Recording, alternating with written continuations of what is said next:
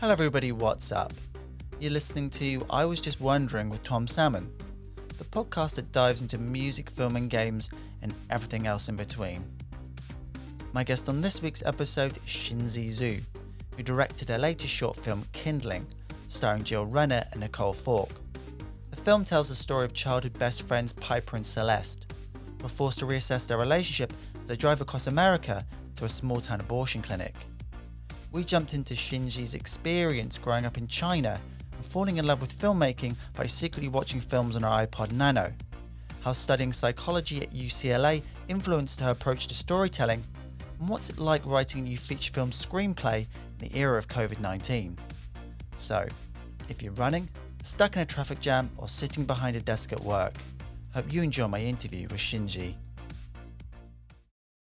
Okay, so welcome to the podcast. We're here to talk about your latest short film project, Kindling, which is screened at the Palm Springs International Film Festival, Indie Shorts, and the USC First Look Film Festival. So before we jump into Kindling and your creative journey so far, who are you and what do you do? My name is Xinyi Zhu. I'm originally from a southeastern Chinese city called Suzhou. And I'm now currently based in Los Angeles. I'm a filmmaker, mainly a writer-director. I've kind of come a long way. As a kid, I studied a lot of arts, mainly sketching and drawing and Chinese painting. And then I switched to psychology for college. And then before I became a writer director, I also did a lot of production design as a profession. So here I am, and that's what I want to do, I guess, going forward, writing, directing. So I want to take you back to the very beginning of your filmmaking career. So I read that you like to download and watch films on your iPod Nano, and I just wanted to know, what was the first film you watched? I think when I was really, really young, I watched films, but I didn't really have clear memories. My first really strong memory of a film, which I watched on my iPod Nano, apologies to the filmmaker, was The Doors by Oliver Stone. And I think I watched the film because I started listening to The Doors and I loved The Doors. I didn't love the film, but I watched it more than 10 times. And yeah, I don't know why, just as a teenager, you get crazy about things you're obsessed with. That was the first film. I just sort of wondered, in terms of what influence did American and British cinema as well have on you growing up as a child in China? I think it's really interesting because when I was in middle school and high school, the Chinese culture is strongly tied with my school and my parenting. So as a teenager, I wanted to kind of get away from it and seek outside things. And then, British cinema and literature and music and American cultural stuff, they are very much the symbol of liberatism, something like that. So as a teenager, I was very much influenced by that because I felt like that's where I can kind of break free from the surveillance in China, in my family, in the entire country. But then after I left China, I kind of started to realize it's not that I can't just run somewhere to seek freedom. And I more and more realize my root is still in China. So right now it's the contrast. I'm watching a ton of Asian films, reading a lot of Chinese literature, almost exclusively Chinese. Right. Yeah, so it's really interesting. Like I'm tracing my roots back to where I was, and like I even like looked for specifically literature that was written in my dialect, not just in Chinese. I just wanted to be that specific to figure out why I'm interested in certain topics. Is that tied together with my growing up, with my hometown and stuff like that? But I would say as a teenager, I was heavily influenced by American and British cultures, more of like from 60s and 70s, 60s and 70s culture. Yeah. But not, I didn't really pay much attention to music later on, maybe films later on for sure. And I just wondered because it seems to me that that was sort of an act of rebellion in a way, and in terms of, can you specifically remember what type of, or a specific British film or American film that you were particularly drawn to at that point? I think, so I feel like my urge of starting to write and direct comes in like different from other people. It came in quite late, like while I was doing psychology in college. Because back when I was a high schooler, I was in a band, and so I was more influenced by the music than the films, and the films I loved were like about the bands. I remember I really liked Across the Universe, and I think it's called Control. It's about Joy Division. Yeah, I really liked Gus Van Sant movies, although that was not music related. But I think just any things that had things that are out of the box of my traditional upbringing. I guess like rock music, psychedelic drugs, and LGBTQI culture, stuff like that. That like it was not just me, but also like people I'm with in the band scene. We were watching and listening to the similar stuff. How easy is it, I mean, in terms of to get hold of that type of material? And also, how did your parents, I mean, I'm assuming that did your parents know that you were listening to rock music, that you were listening to sort of progressive, independent American and British cinema, and how did they feel about that at the time? So my mom is a teacher, and like throughout my entire life, she kind of tries to guide me to the more Chinese. My mom is a Chinese like a language teacher, Right.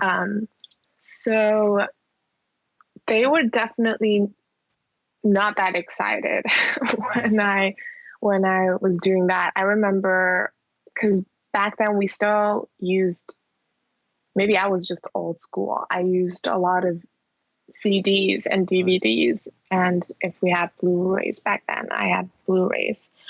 I was,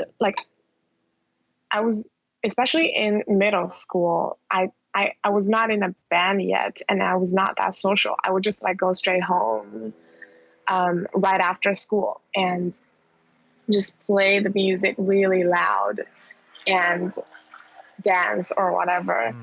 And my mom would get home and get really mad at me. But I also, like, that was like the dilemma of me, because I also studied really, really hard. So I was a like a top student in my class, in my school even.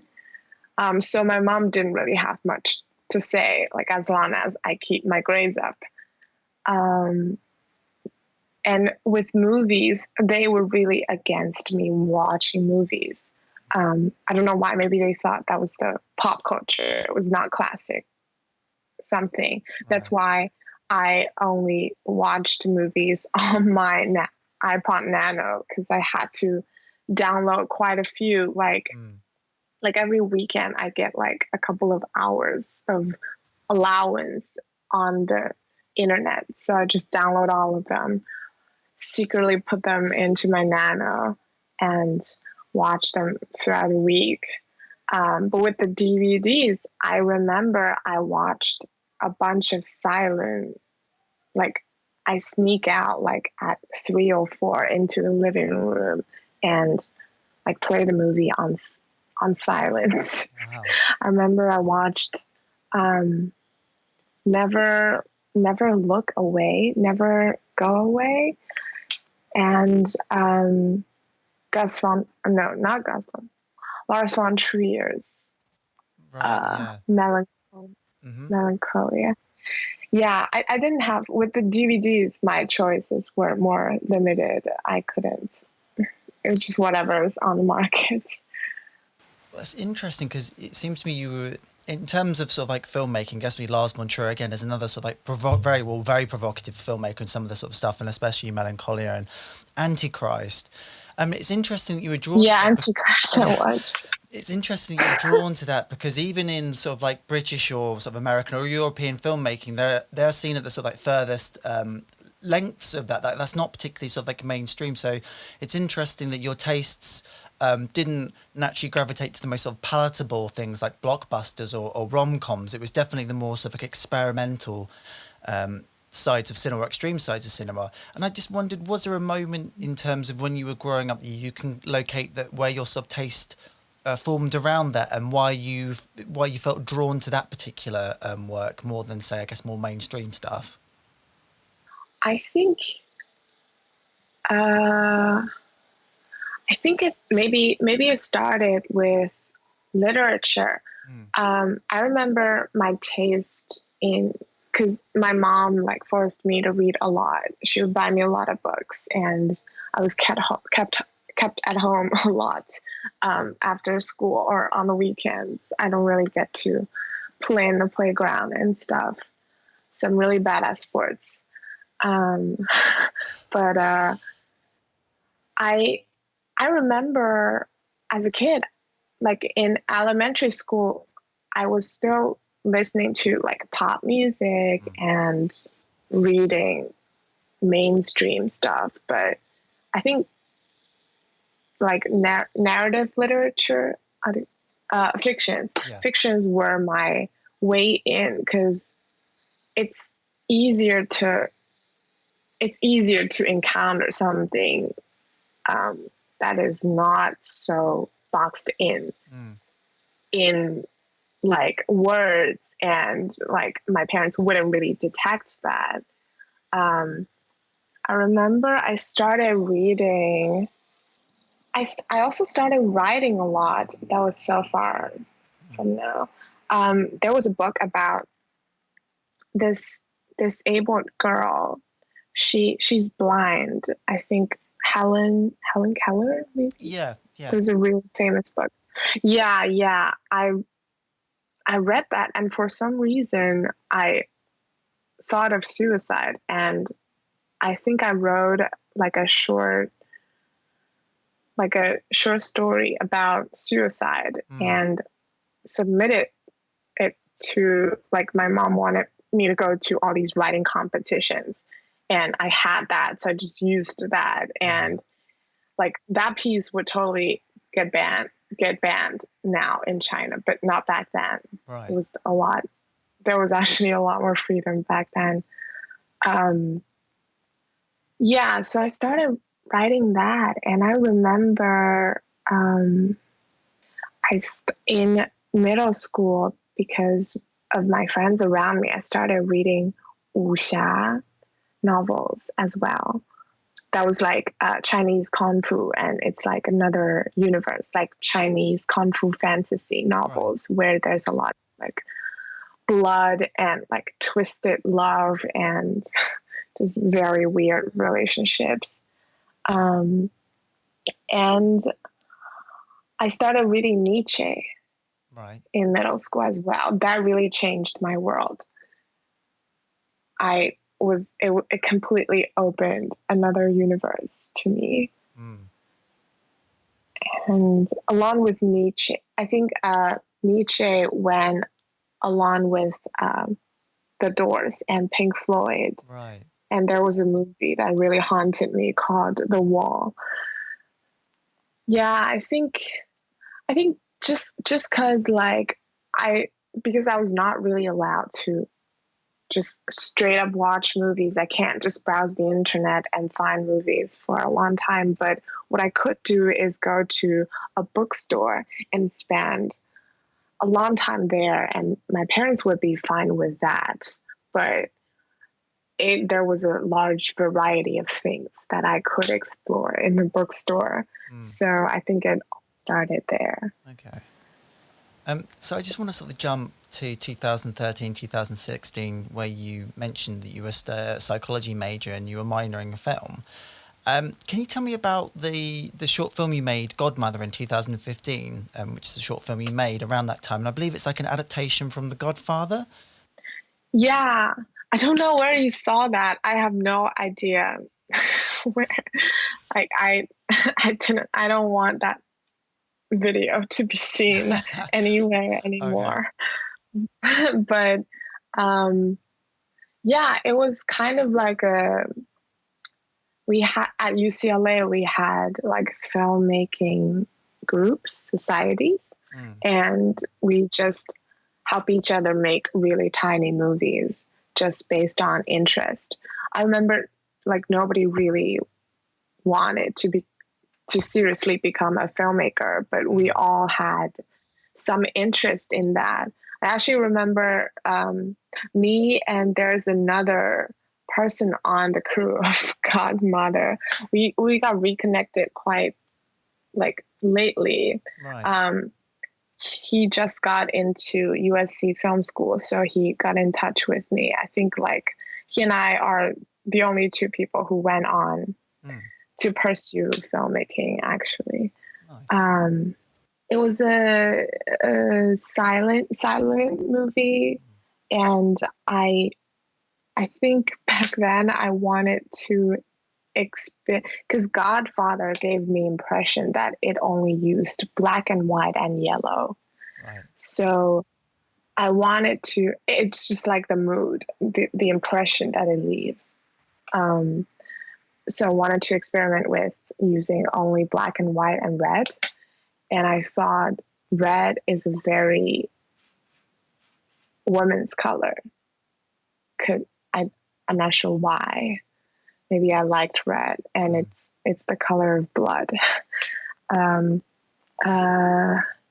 Yeah, and Godmother is the world when there's only women as real characters, and whenever I think there was like a man character in there, but he was just like so there's a scene that's a baby shower, and he was just a baby holder, didn't have any function in the plot.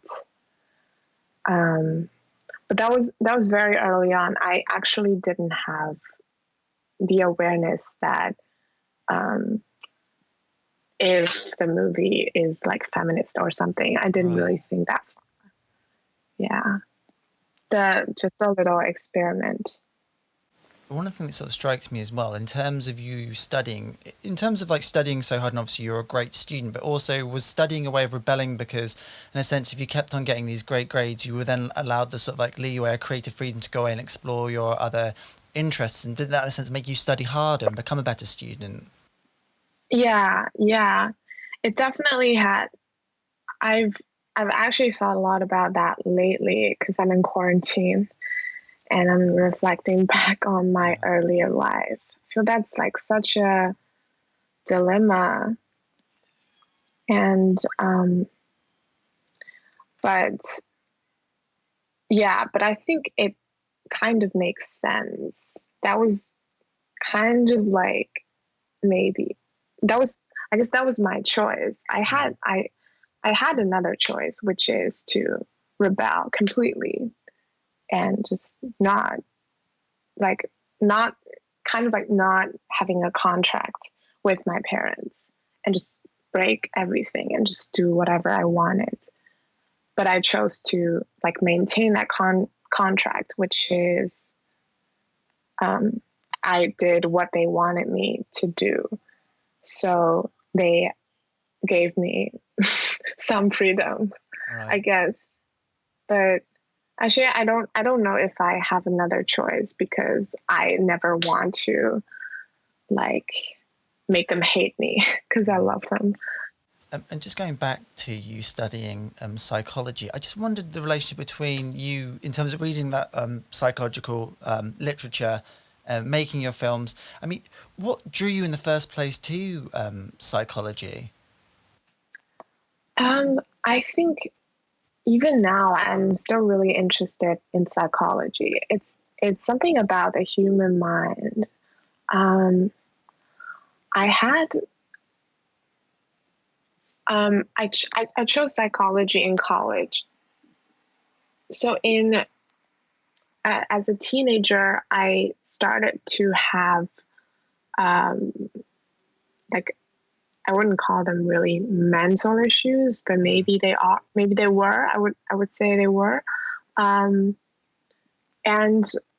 my closest friends near me also had similar issues. I had two friends who attempted suicide. Luckily, neither of them succeeded. And I had two really close friends who were in a abusive relationship. Like as like in middle school, they were really, really abusive towards each other. I was so shocked by that. But their relationship lasted until college. So they actually had love. Right. And I was really confused about those things. I really wanted to explore. And I think also historical figures like Nietzsche and like Jim Morrison, Kurt Cobain kind of became my case studies, I would say. Right. Because people who are living, they can always change. But people who passed away, like everything about them are kind of written, if not discovered. So I just felt like I read so much about their life, trying to figure out who they were when they were alive. And just like these studies made me really interested in how a person comes to be and how the upbringing, everything around this person, and the biological constructs make a person who they are. And like that's not even enough. And that person would interact with all the other people around them. And these interactions, sometimes I'm scared thinking about that, but I was just really fascinated by human minds. I'm still kind of scared by that. That's why I stopped doing psychology, I think, because I wanted to go into therapy. Because I did therapies like psychological consulting. I always forget the English term, like consulting myself. Right. And going into the sessions, like I was the patient, but I found it interesting to actually of the process of digging up what the problem is and all that. Like I felt painful, but I also felt interesting. It was really weird. But yeah, I didn't think I could do it as a profession because sometimes it just feels too huge. But luckily I feel directing is very much playing a therapist in a fictional world, so that things are not that serious, so I wouldn't get freaked out. What I find interesting again about those sort of figures you mentioned, Jim Morrison, Kurt Cobain, and Nietzsche, is that there are quite sort of like tragic characters, and especially with like Nietzsche, who is a philosopher, but dealt with great sickness throughout his life. I mean, he was invalided a lot and struggled with his own sort of romantic relationships. And then, from what I remember reading Nietzsche, he goes out to the forest, I think, and he starts communicating with nature and foxes and stuff. And I guess that goes back to Antichrist and Lars von Trier and the sort of circular logic of playing out these sort of psychodramas. And also, I guess, like Nietzsche and Kurt Cobain and Jim Morrison, a lot of their own sort of like personal failings fed into their own art and made them that more alluring in a sense. They managed to find a way to sort of work through their own sort of like damage and turn it into art. And I guess as my question to you in terms of like, what are the sort of like key things for you with your own work that you will continue to sort of explore in that regard? I think it has changed. As in, before, because I was so heavily influenced by them, there are some, and later on, there are some Asian directors who and writers who are also like that kind of self-destructive in order to make art, or just let themselves burn without any control in order to find like the truest things. And I think I wanted to be that. And I was thinking like I would fantasize about dying at age 27. It's so crazy. But I've changed for sure, as my taste also changed a lot, and like my favorite filmmakers changed as well. I realized that I could explore that world in what I make. I don't have to live that. And moreover, it's less sustainable to live that life than to create worlds so that I can live a lot of lives in my work. Like my favorite filmmakers now, this Korean director called Lee Chang-dong, Right. and like Michael Haneke, I think they're all very sustainable. They don't do a lot of work, but they explore very dark minds and very destructive stories in their work. But in real life, they're very sane and strong people. I think like since quarantine, which is pretty much after I finished everything with Kindling, I started, because I can't do anything else, I started writing a lot. So far I wrote a feature and a short script, and I'm working on the like conceptualizing another feature. And I realized they're like very different stories, although they have two similarities. One is they're all set in my hometown or around that area.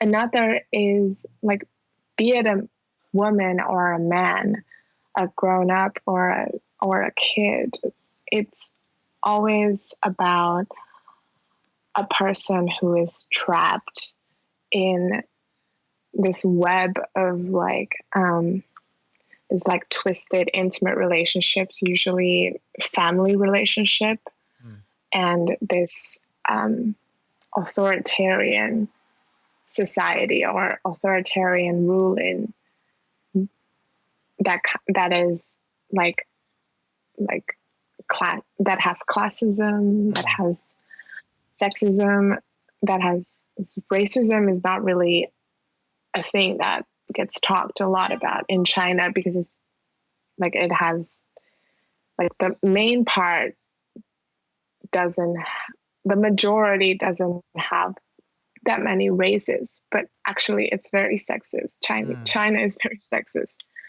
And also this person is also trapped by their own self that has been corrupted by the intimate relationships and by the society. And they're just struggling in that web and trying to find freedom. I feel like I've like kind of finally found a way to express things that I've experienced when I was younger through other people's lives. What sort of interests me as well, in terms of, you spoke about your tastes changing and you making that trip from China to a very particular part of America, to LA, to study an MFA in film production at the University of Southern California. Am I right in thinking that you applied for and got the John M. Chu Cinematic Scholarship in order to attend the University of Southern California? Oh yeah, I didn't get the scholarship the first year. I actually got another scholarship, but like I'm so grateful that I have these scholarships, and also I do assistant teaching at school, because as an international student I can't work. So my first year, first my parents always really wanted me to get an MFA. And at that time I was doing production design, which is a much more stable job than writing, directing. And going into USC, I knew I was going to do writing, directing, but they didn't know. They thought, because USC is very like famous for how commercialized it is. So they thought I could get into producing, or like an office job as in producing, not independent producing, or production design also for a company, something steady. So they were really happy to sponsor me. But then after the first year, they realized it's like I wanted to do this. I wanted to choose this very risky job. Also, for the first year as an international student, they didn't allow us to apply for scholarships like when we get into the school, which I was really mad about. But luckily, with the scholarships and teaching assistantship, which has scholarship with the job salaries, I was able to like fund a lot of my tuition. But still, making movies is still so damn expensive. I'm currently I'm struggling with like how to fund my next films. But I think I got lucky again with Kindling, even though I didn't write it, but it was made in a class where the school funds the film almost entirely. I had to fund a little more for the like post production, like music rights and festivals, but not really during production. So yeah, I was able to make it. I guess that's why, like, maybe you would find Kindling kind of different from what I described my taste is, because I didn't write it. That's something I wanted to sort of pick up with you. So about sort of like Kindling, I mean, it was written by Sheridan Watson. So how did you two first meet, and what made you want to collaborate with her on this project? So for the class, everybody submits a directing reel, and the school and like the writers would submit scripts, and the school picked like 10 directors and 10 scripts, something like that, maybe 12, maybe Right. 8. And I got sent all the scripts to kind of see if there's one that I want to direct, and then I would have to pitch it, pitch to the school. Yeah, this Kindling was the only script that spoke to me. Actually, like, it's very different from my own writing, but it has like a striking similarity to a friendship of mine. Right. In the when I just started working after college, and I was doing really badly financially. And I met this friend. We're still friends now, and like both of us are like much better, in a much better status than back then. Yeah, so it really spoke to me, as like I thought I could see myself in it. That's why I can direct it. So, and then I talked to Sheridan. Literally, we had the same, like, our styles are still very different, I would say. Like, she's a very, I didn't really read her other works. I think I read like excerpts of her work. Right. She's great at more like snarky and witty and comedy stuff. And I think and then more like TV materials or more lighthearted movie materials. While I'm like much more, maybe like less fun and more serious, but we really, like, our thinking about the essence of the film was exactly the same. Right. And we just really liked each other, like, doing the work. And yeah, I just went to pitch it.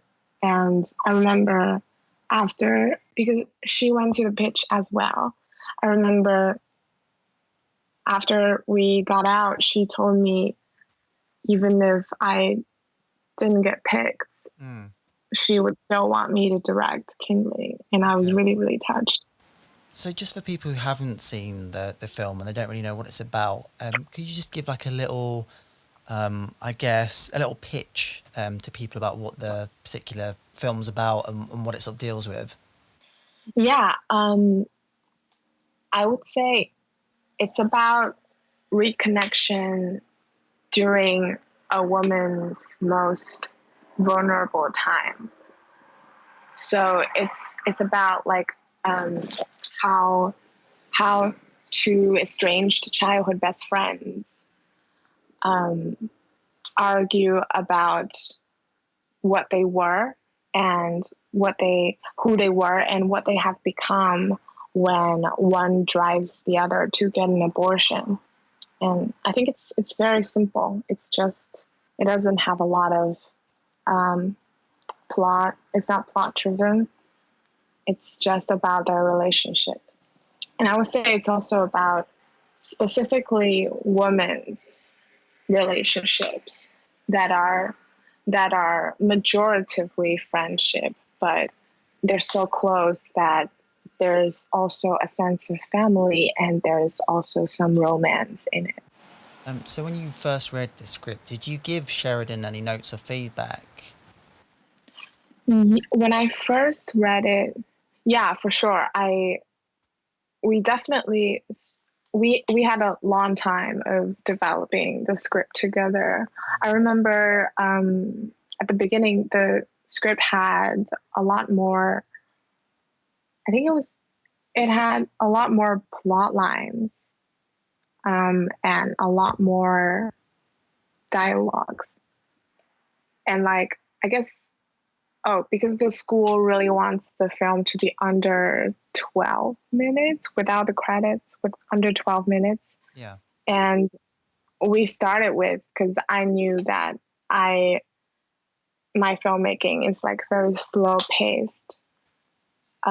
Even during fast moments, I would like focus on a lot of like if she writes a line that would take like maybe 20, 30 seconds or something, while it should be 1 second line, like it could. So we communicated and I showed her my past work. I said, like, this many lines is just not going to fit. And, well, to be on the safe side, we still shot. We definitely cut down the lines during script development. Right. But we didn't cut. We still left some scenes there and we shot them, but kind of like as expected, we couldn't fit them in. And I think it's better and tighter this way with the final results. Like these plot lines, they would elevate the stakes and such, but I think for the emotions, they don't have to be there. And I just wondered, from that initial reading, what do you think was the most challenging aspect of the story for you as a director? I think it was definitely because how American the script is. Right. Yeah. Yeah, and because I felt really challenged by that, and I like sort of suggested if I could make it to like an Asian story. Right. But then I really thought about it. So first, if I make it an Asian story, it would be Asian American, because it would be like very, like the cultural context would be completely different about abortions. Yeah. and about like driving to get an abortion, like if it were in China, and it would just not make sense. The entire story wouldn't exist. And if it's Asian American, it's still like a culture that I'm not familiar with. And on the other side, what's really American about it is like the road trip, the trailer park that they grew up with, the sorority house. I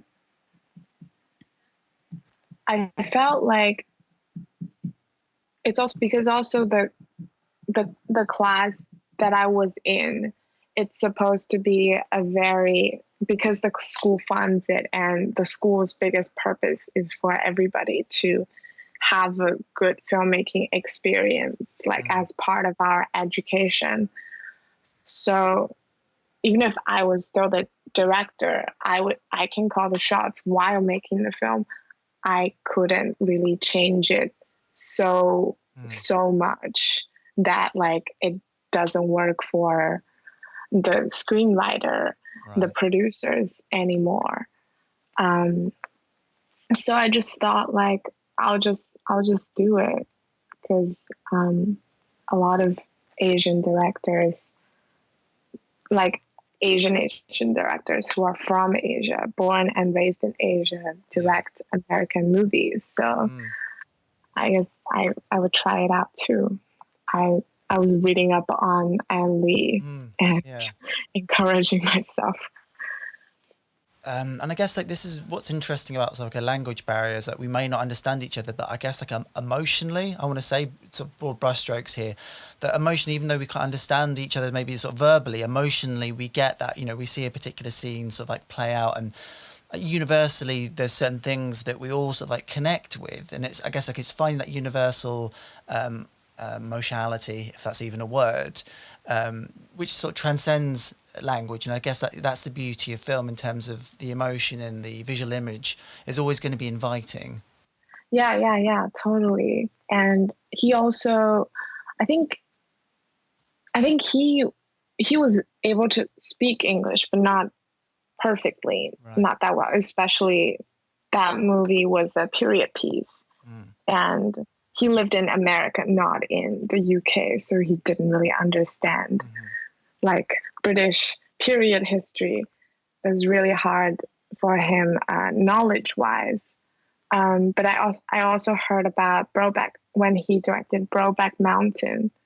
Um, he grew up in this very traditional Taiwanese family, Mm. and he decided to direct Brokeback Mountain after his father passed away. Mm. Like before, he's always said no to the project because he thought he wouldn't be able to relate to, um, like he wouldn't be the best person to direct homosexuality between two cowboys. Yeah. Um, but then he said after his father passed away, he suddenly felt he could do the movie, that he translated the sadness, um, and like complicated Mm. feelings between him and his father, who has always been against him making films, Yeah. and like the aftermath of his death, into making Brokeback Mountain, which is really, I thought it was really magical Mm. how emotions can translate that way. I just kind of wanted to get your hot take on a little bit. We sort of mentioned him before. So John Chu is probably best known for directing Crazy Rich Asians. I mean, what do you think of that film, and what do you think of sort of like the representation of Asian characters, especially at a time when representation, diversity, equality are very at the forefront of people's minds?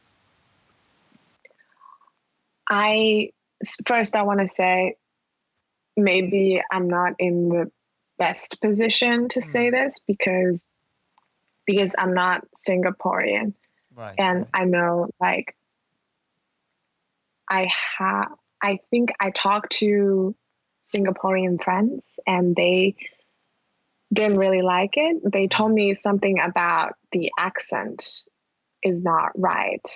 And even though there are like really rich families in Singapore, it's not like the only thing. And Mm. they were kind of upset that it's like exaggerated, Right. the richness of Singaporeans, and even it was named Crazy Rich Asians. So like everybody thought Asians were rich, and Mm. they were offended. For me, I don't really get the impression, like nobody around me said, "Oh, you must be rich because you're Asian." Right. I never actually experienced that. I guess you would have to like show some richness for people to say that in the first place. Yeah. Um, and I I I I enjoyed the film, and it was traditional Hollywood blockbuster writing Mm. and filmmaking. But I think it's something. Um, yeah, I was definitely not offended by it, and I think just like every other fight for representation. It's like, I think, so Crazy Rich Asians, it's a world where there are exclusively Asians, and I don't think it's, how do I say this? For minorities to be seen in that way. Right. Moonlight created a new kind of I think Moonlight was the first American movie where there was exclusively Black people.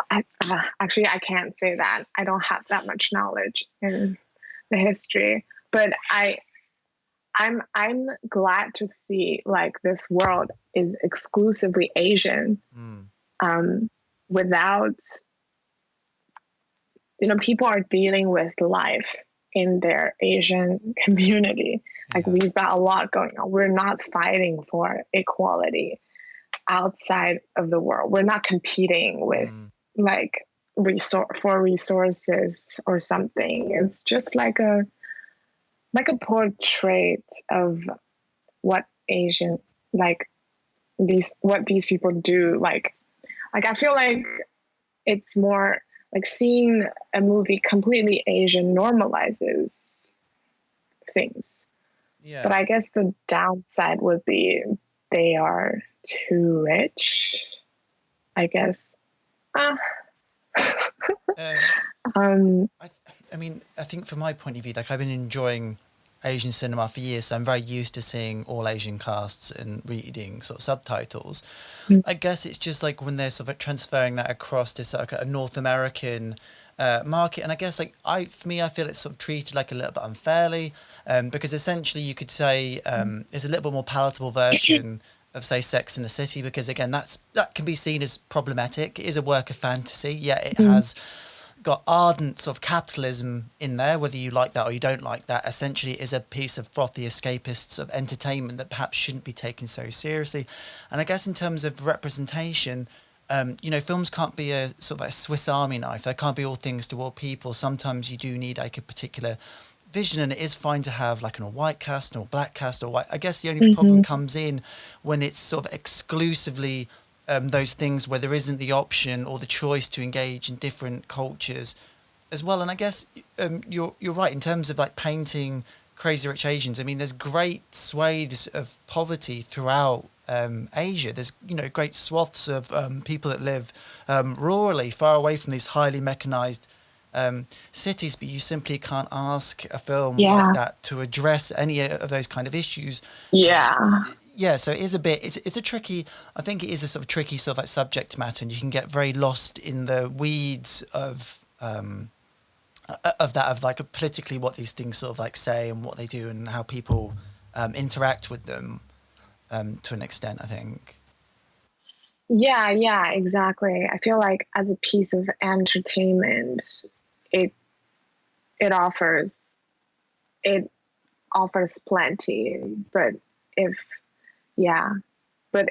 think it stops at being a piece of entertainment. Yeah. And I would say, in terms of speaking English for the entire cast, I would say if this movie was set in Japan or Korea or China, I would say it's total bullshit, because that would be totally untrue.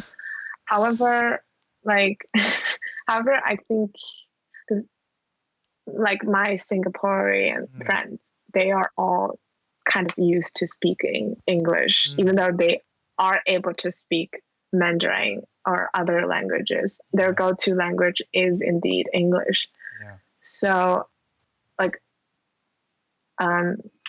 I guess it's it's better. It was a good choice. Touching on that sort of stuff, I just want to sort of draw a comparison with you, and in terms of your director's statement, you wrote about the male gaze and how it's been trying to define and portray women's relationships in black and white words.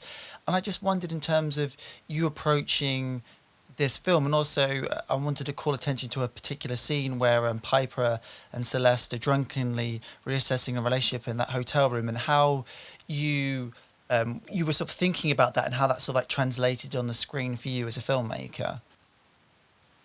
I think so. I think in that scene, there's, I would say, a lot of, not a lot of, there was some sexual tension between Piper and Celeste, and I openly shared that with the two actresses, and I shared my past experience as well, like because I feel Piper and Celeste, given how close they are, they must have, and they grew up together, they must have explored each other's bodies in some way, because I did, and I talked to my friends, and they did, and I feel like,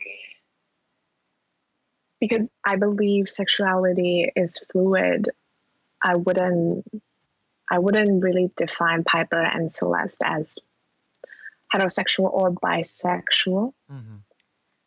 But the tension is there. And this, I guess, this youthful impulse is there.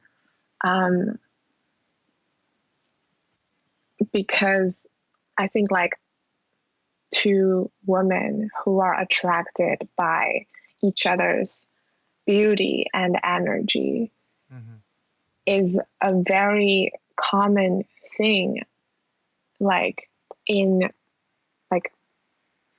in women's knowledge, Right. And like, I and my friends, we would totally normalize it, and without labeling it. Like, I think, for example, personally, I'm not a huge fan of Thelma and Louise, Right. which is weird, because like, people try to, when people read Kindling, they're like, it's like Thelma and Louise, but Thelma and Louise is such a it's such a tragedy. These two women, they're like strictly, purely friends, because they are strictly, purely straight, and they have sexual relationships, romantic relationships with guys. And eventually they had to kill themselves to survive, which is, I think, like I guess, like,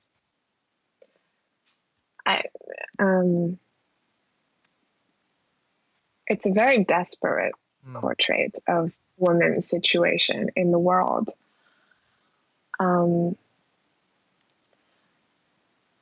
But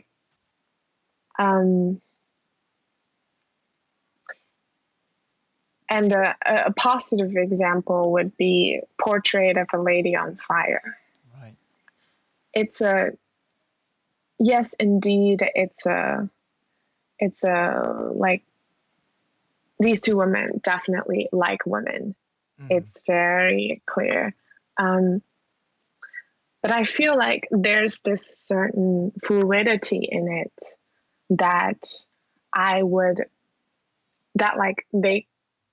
think both of them went on to marry men as traditionally accepted by the society, and they had kids and all that, and they enjoyed their family life, but they still loved each other.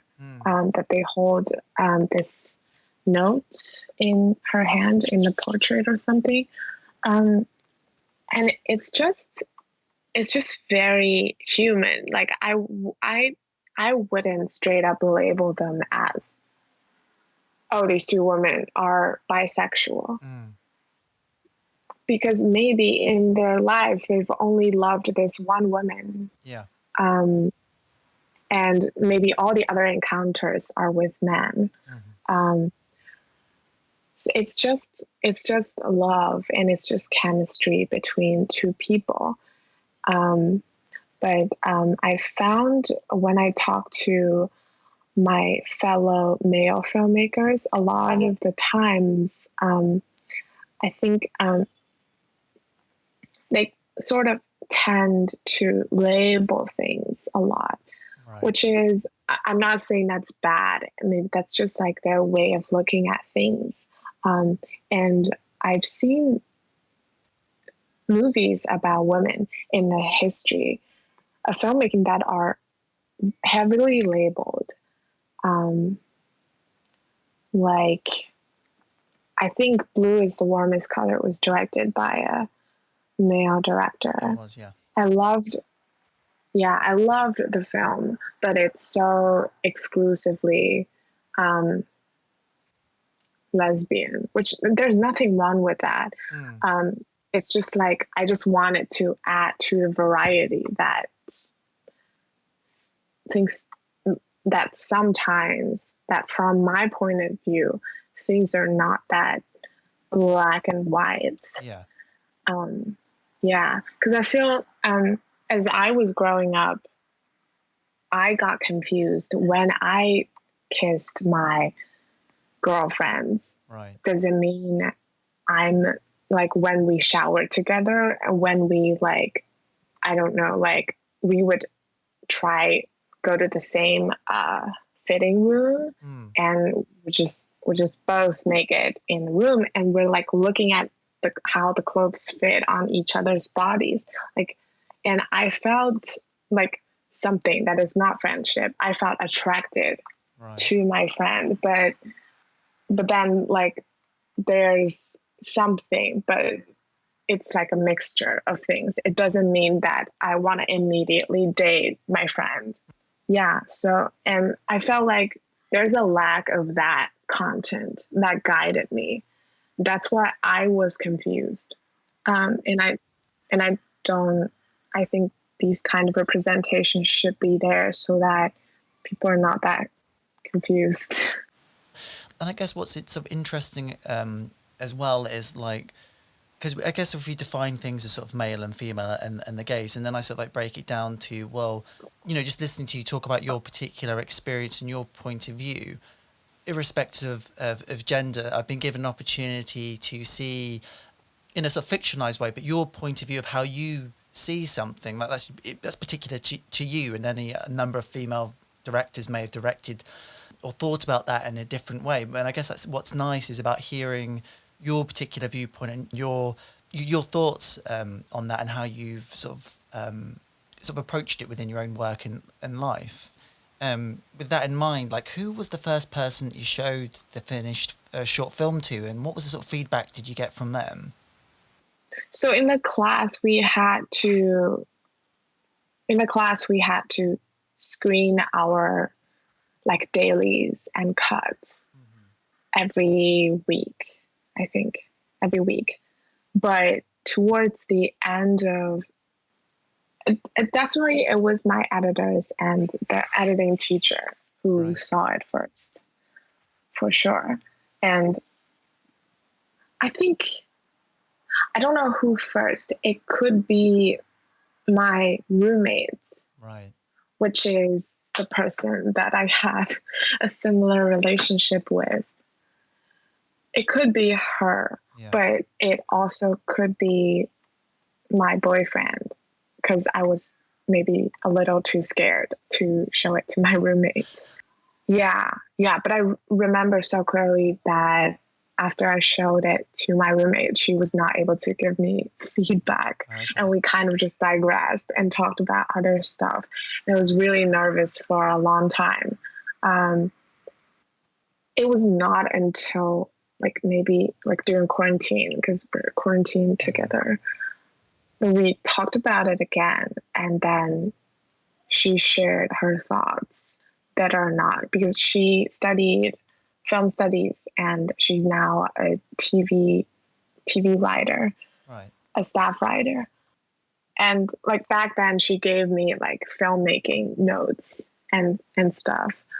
But she shared like her personal feelings with me lately. And yeah, I was really, really happy that she did. I would say somehow she was Piper and I was Celeste, but we also had like a bit of the other character as well. And certainly our like exact experience was different because of, I think because of like the sexual tension and like that kind of stuff that I added. I was not sure if that ran true to her as well, even though I was like emotionally sure, but like she never said so. But then she agreed, like she's kind of like shared that, Okay. like that was very true to her. Yeah. And also, I think the most encouraging that she said was, because for a while I was thinking, because I didn't like Kindling, I didn't feel like, I was afraid that it doesn't show enough of my filmmaking or me in it. Right. But she said she saw a lot of me in the film. Just want to pick up on that last point in terms of, because I know in 2018 you wrote and directed three short films, and I wonder if they were sort of back to back. I mean, that's a lot of creative output. But I guess my question is that when you're, and I guess to a larger extent, I guess which you'll be sort of confronted with, you might not always be able to sort of write and direct, to take on somebody else's project and your emotional connection to that versus the ones that you've incubated sort of creatively, you've written and directed. Does it feel different to you? Does it feel like having like a sort of like a ghost limb sort of like out there that, yeah, it's something of you, but it doesn't feel sort of entirely whole in a weird way? I would say, because it is a challenge, especially when I started doing it, and it was the first time that I did it. At first, it did feel like that. I exaggerated the distance rather than the how related it can be. But later on, especially when when casting and rehearsals happened, I felt things became a lot smoother when I kind of like accepted the film and myself, sort of like I had to integrate, kind of like I'm the mother and the film is a baby, and I have to find and focus on the connection between us and carry on only focusing on that throughout the filmmaking journey. And I think that is to,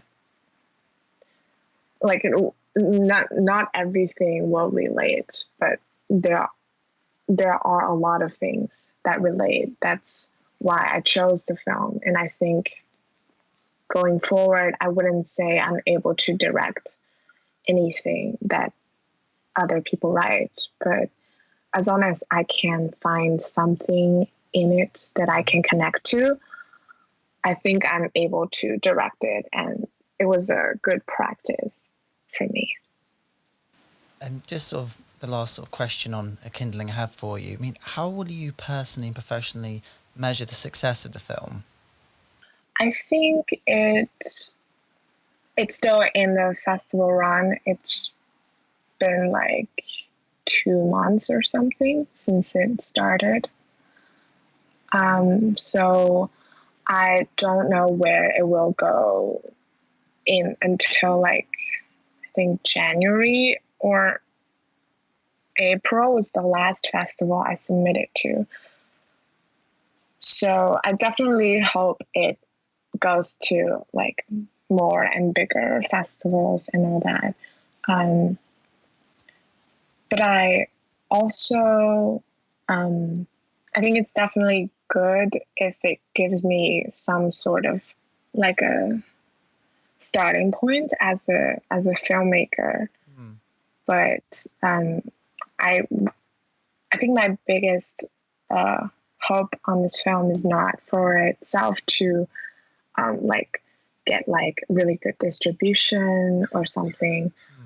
but it I think it I would be really appreciative it gets more success in the festivals or online platforms, so that like not just me but the entire team um, gets something out of it, especially a bunch of us are applying to visas. Right. So like realistically, we need that. Um, but on my in terms of my filmmaking career, I hope it could be like something in my hand that I can show to future collaborators and like investors and such to help me make my next films. And just sort of following on from that, I mean, what can you tell me about Phantom, which I believe is coming out in 2021, which is a feature film you're co-directing for USC Warner Brothers at the moment? It sadly got postponed. Oh, I'm sorry to hear that. The production, yeah, because of we originally we were gonna shoot it in March. Everything Mm. was in place. We're going into production. Then, like 3 days before the production, the lockdown happened in Los Angeles, and then we postponed to July. Yeah. Then got pushed to August, and I think maybe like 2 weeks ago we got notified. Maybe 1 week ago, we got notified like this will be pushed to like the winter or Right. maybe next year or we don't know anymore. Oh gosh, I'm sorry to hear that. I mean, I know LA because I have a friend who lives out there. Has been especially hit hard with the lockdown because I think you've been in and out of it a couple of times. I think now you're in a state of lockdown as well. Yeah, these things happened. um yeah, the curfew, not the curfew, the lockdown was lifted for some time, so we thought we could make films, Yeah. but then things got a lot more serious. I don't think it was because of the protesting. It was literally because how careless people are. Mm. Because protesting is good. Like I hate it when people blame that. I think it's more about having parties and going to the Yeah. restaurants and stuff like that. So I just wanted to sort of ask you what your dream project is if money and time wasn't an issue. Um, it would definitely be the feature that I just finished Mm-hmm. a new draft of. It's about this, it's set in my hometown, and it's about this penniless DJ who chases after a privileged theater director by pretending to be what he's not in order to blend into her life. Right. Um, and kind of, and this film is about like how these two people use each other to make something, to get something, to prove to people around them that they are more capable than people think they are. Mm-hmm.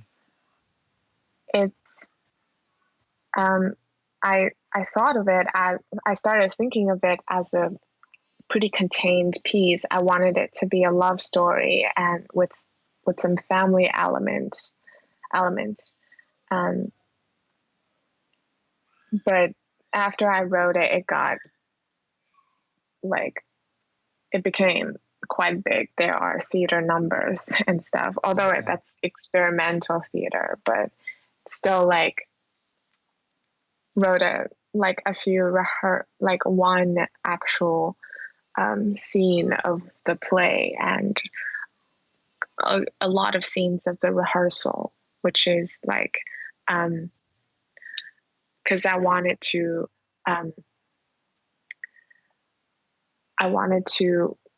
intertwine the scenes in the play with the main character, the DJ's life, and have a sense of like magical realism.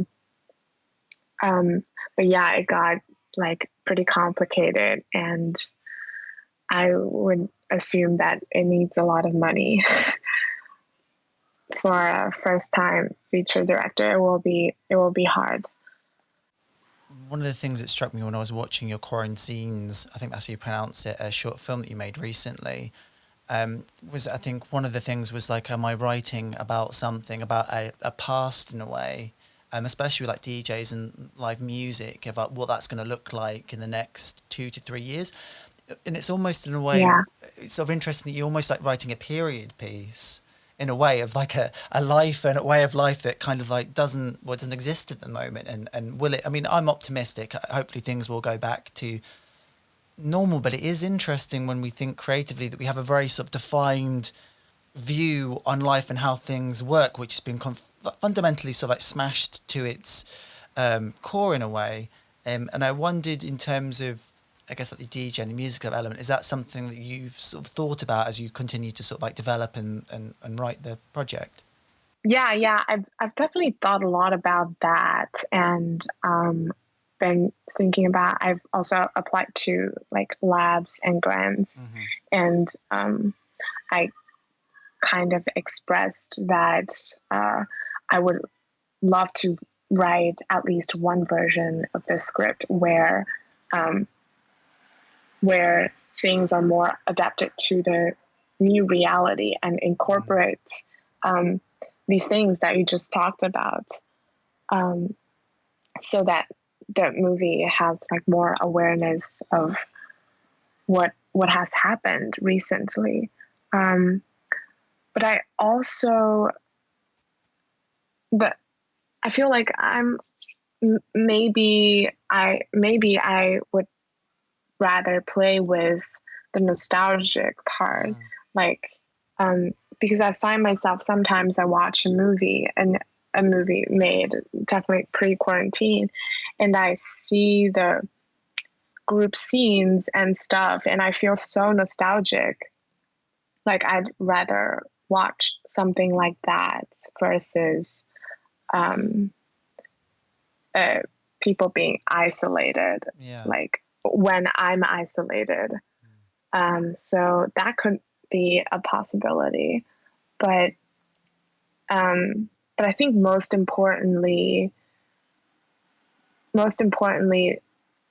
what I can do right now is to flush out the core, and I feel like a lot of the more detailed elements I need to go back to China and be in the world to really build the body of the film, Right. and see what exactly is there, like because maybe I don't necessarily see what it's like exactly from far away here. My final question for you is, where can people check you out and where can they see your film work? That would be my Vimeo. And let me think. I haven't published. I haven't published. I haven't published Kindling, or I've got a trailer on there, and I think I will publish my past films pretty soon because they're finishing up the festival run. I would put it out there right now if I didn't have to collect like festivals for my visa application. Right. But yeah, like if anything, I would post maybe excerpts, trailers on my Vimeo account. And in terms of Kindling, I'm talking to distributors, but that will come into play after the festival run, which is next spring. Right, So that's a long time.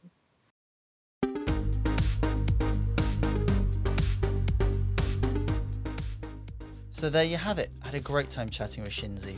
And you can check out Kindling and Xinyi's other short film projects on Vimeo at vimeo.com/Xinyi Zhu. Just hit the link in the description box below.